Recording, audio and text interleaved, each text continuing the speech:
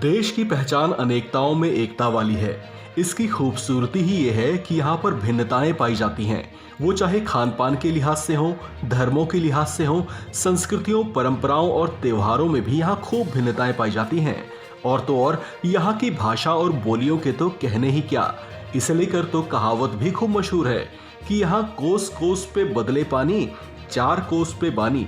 लेकिन हमारी इसी बानी या भाषाओं को लेकर अक्सर विवाद भी देखने को मिलता रहा है। खासतौर से हिंदी राष्ट्रभाषा के तौर पर कई राजनीतिक दलों, खासतौर से दक्षिण के राज्यों में खारिज की जाती रही है।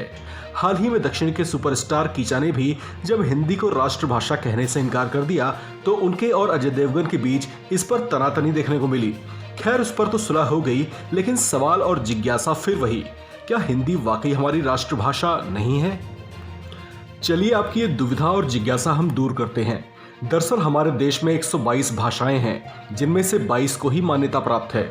इतनी भाषाएं होने की वजह से ही किसी एक भाषा को राष्ट्रभाषा नहीं बनाया गया, लेकिन देश की एक बड़ी आबादी हिंदी भाषी होने और समझने की वजह से उसे राजभाषा का दर्जा दिया गया।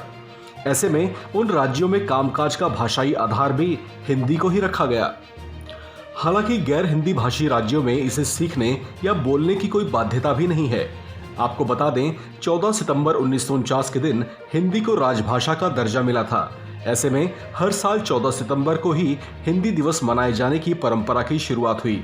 इसे लेकर संविधान के भाग 17 में भी जिक्र है, जिसमें कहा गया है कि राष्ट्र की राजभाषा हिंदी होगी, जबकि इसकी लिपि देवनागरी होगी। राष्ट्रभाषा वो भाषा होती है जिस एक भाषा को कोई राष्ट्र मान्यता देता है, लेकिन हमारे देश में ऐसा नहीं है।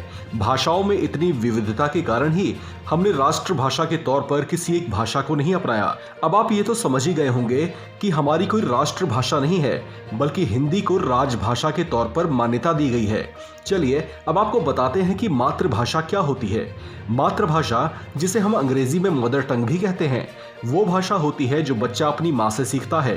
यानी मातृभाषा उसके अपने परिवेश, क्षेत्र या स्थान की भाषा होती है। तो उम्मीद करते हैं अब आपको राष्ट्रभाषा, राजभाषा और मातृभाषा में फर्क पता चल ही गया होगा। तो ऐसी ही बेहतरीन जानकारियों के लिए बने रहिए वन इंडिया हिंदी के साथ।